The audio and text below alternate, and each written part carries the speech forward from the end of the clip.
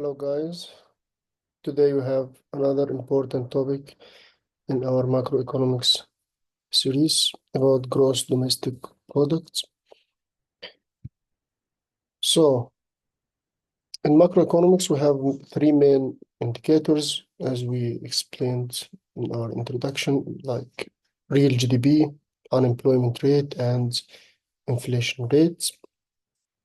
And as we mentioned also, macroeconomics, which is the branch of economics, study the behavior and the performance of the economy as whole. So in microeconomics, we study the individual units of the economy, like the households, firms, and their behavior. But here in macroeconomics, we study the whole picture of the economy instead of the individual markets or industry. So we focus on the total or the aggregate measures of the economic activity like GDP, unemployment and inflation rates, interest rates, and so on, and how the government policies, central banks can adapt or customize or change these rates by increasing or decreasing, as we will see in the fiscal policy and monetary policy later. Why we need these macroeconomic indicators? It's important for policymakers, of course, to take decisions, also for consumers or for businesses to take decisions related to their business, their savings, their pricing strategies, their cost of production, and all these decisions need to understand these macroeconomic leading indicators.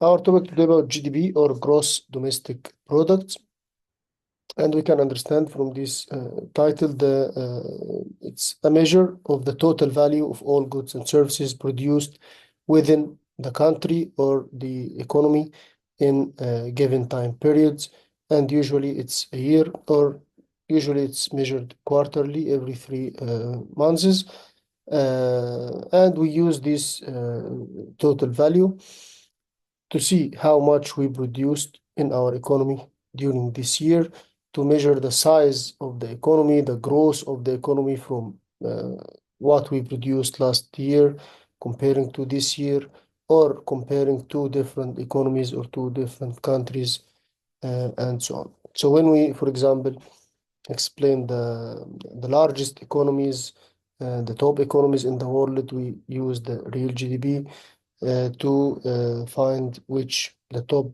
10 economies or advanced economies and so on. Here we measure in the total value of all goods and services. There is some conditions we need to focus on. First, we measure only the final goods and services. Final goods means we don't include the intermediate goods when we measure GDP.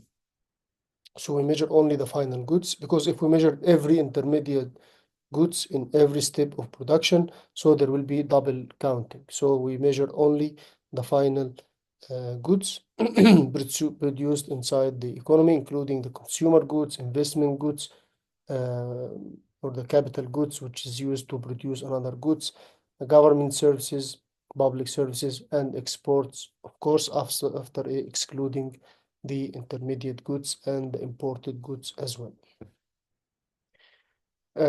How to calculate it? As we mentioned, we use, there is different approaches, but usually the most popular one is the expenditure approach, which adds up all the spending on final goods, how much we spend on the final goods produced in the economy, because these products produced and sold at the same time. So they count from the other side, from the consumption of households or businesses or governments or foreign buyers. So any products produced inside the economy is sold to a consumer or to a producer or to the government or to foreign buyers. And these are the four components of this expenditure approach of GDP. Why it's important? Because it's measure, as we said, the size, the performance of the economy, provide a like snapshot of the country's level of economic activity and standard of living, how the size of this economy, how the economy is healthy or not, growing or not. It's not the most important indicator, but it's important one also because it gives like this snapshot. Just focus on how the economy is doing. As you can see from this chart, this is the world economy, all countries' economy. And you can find, of course, using the nominal GDP, United States is number one with $25 trillion, their GDP. Then China in the second place with $19 trillion. And then comes Germany in Europe and Japan, India, and other countries, as you can see. So here GDP as it's important, but at the same time, it doesn't capture all the aspects of the economic well-being. It doesn't mean that a country with high GDP, which means they have the richest people or the happiest people. Of course not. Like income inequality, of course, it may be environmental sustainability, maybe this increase in GDP has other negative impacts related to the environment, or there is inequality in the distribution of income or the distribution of wealth and so on. So it's important to use GDP in conjunction with other measures and indicators to get this complete picture of countries' economic health. GDP alone is not enough. Okay. These are the components of the GDP: consumption, which is denoted by this capital letter C, and refer to the total spending by households and consumers on goods and services for their personal use, like food, clothes, housing, transportation, and so on. The second is investment, which is the total spending of companies, firms for machines, capital, equipment, tools, and so on, or research and development as well, and so on. The third component is the government spending, which is the total amount spent by the government on public goods and services like education, defense, infrastructure, healthcare, and so on. And finally, the foreign buyers. This is the net exports or exports minus imports. The difference between the value the country exports and what they import. So if the export exceeds the import, there will be trade surplus. If the imports exceed exports, it will be trade deficits. These are the four components, which is C plus I plus G plus NX. This is our GDP. We have to differentiate. We can see here in the top this equation for nominal GDP. What is the difference between nominal GDP and real GDP? Nominal GDP measured in the current prices. The products, how to measure GDP is the total spending of all these products, the quantity of products multiplied by their prices. But which prices? Their prices now or before or last year or 10 years ago and so on. Nominal GDP measure GDP in current prices without adjusting for inflation. So it reflects the value of the goods or services produced in the country in the current year, including any changes in the prices that may have occurred. So for example, if the nominal GDP of the country is 10 trillion in 2020, which means that the country's economy produced $10 trillion worth of goods and services in that year. If next year we produce the same amount, but the prices of these products increased like 10%, for example, so we can find that our GDP next year will be 11 trillion. But it doesn't mean that our economy grow. Why? Because we didn't produce more. The quantity is the same, but the prices increased, the inflation increased. That's why it shows higher GDP. That's why nominal GDP sometimes it's a misleading, not so accurate. So we have the real GDP. Real GDP is the same GDP adjusted for inflation, which reflects the real value of the goods and services produced in the country over time. Adjusted for inflation, which means that we fix the price. We use a constant price for 2020, 2010, like this 2000, year 2000. So we use the quantity multiplied by the prices of 2010, for example. So we fixed the prices at this year to see the difference that happened from 2010 to 2020, for example. So this allow for comparison of economic growth between different years by accounting for changes in prices. To calculate this real GDP, the economists use the price index, which called GDP deflator, and it measures the change in the prices of all goods and services produced in the economy by dividing the nominal GDP by the GDP deflator. Then we can find the GDP. Or, of course, we can use it or find it manually if we have all the quantities and the uh, the number or the amount of products produced every year. GDP deflator, this is index, as we said, price index, and it's available in the government statistics agency. This is some example for finding the nominal GDP. Simply, we have different years. At each year, we produce different goods like good A, good B. Of course, we have more than this, and each product has the quantity produced and its prices, multiplying the price level by the quantity of the goods and services and comparing each year to find the change in the nominal GDP. Real GDP is different because we have here the price, or we use a base year and use the price level of this base year. Like here, we find the real GDP using the 2006 as the base year. So we do the same, but instead of multiplying each year quantity by each year price, we multiply the quantity. Like, for example, the quantity of good A in 2007 is 1,000. We multiply by the price of 2006, which is $30. Okay, like this. So here we fix the prices on 2006 to find the change in the quantity which happened in 2007 and 2008 and so on.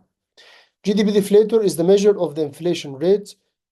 It's used like the consumer price index and others we will see in the inflation class. This reflects the changes in the prices of all goods and services produced in the economy by dividing the nominal GDP by the real GDP, multiplying by 100 to find the GDP deflator, as we can see in this. If you already solved the first example, you find the nominal GDP at each year. You can see here the difference in nominal GDP between 2006 and 2008. It's more than difference in 2006 and 2008 in real GDP. Real GDP looks more accurate or more realistic. Okay. By dividing them, we can find the GDP deflator like this, and we use the GDP deflator to find the inflation rate. To find the inflation rate like this. 102.8 minus 100 divided by 100 will be 2.8, the inflation year for 2007.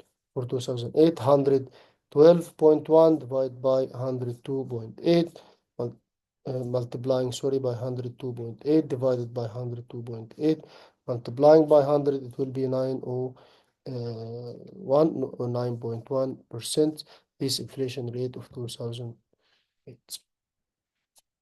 This is another examples. You can take these exercises the same way. You can pause the video and continue with this exercise. The economic growth rate, after we find the nominal GDP and the real GDP, we can use this to find the economic growth rate, how much we are growing from one year to another, the rate at which the economy's output of goods and services increase over time. How to measure?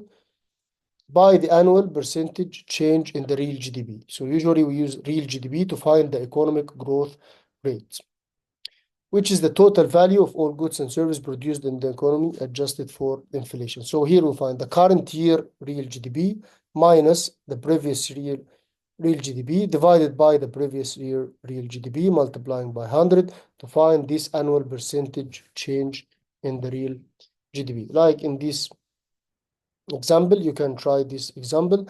In the current year, real GDP $1.2 trillion, and previous year was $1.1 trillion. So 1.2 minus 1.1 divided by 1.1 multiplied by 100. So we will find the economic growth rate. Another important indicator, the GDP per capita, which is the measure of the country's economic output that accounts for its population.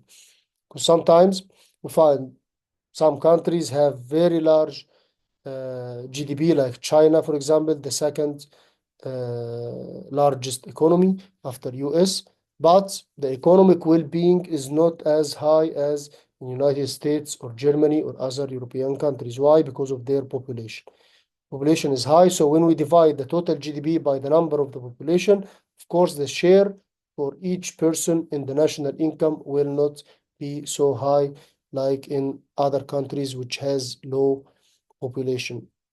So calculated by dividing the total GDP of the country by its population, we can find the GDP per capita, very easy and simple. And this is another exercise you can use to find GDP per capita as well. Why it's important? It's indicator also for the economic well-being in the living standards of these countries and so on. As we saw, for example, United States was number one as in terms of GDP, but in GDP per capita, it's a number 5 by $66,000, the GDP per capita. Number one, of course, is Luxembourg, very small country in Europe, and their GDP per capita is $125,000. Here, another example to find the GDP per capita by dividing real GDP by the total population. And that's all for today. Thank you so much and see you next time.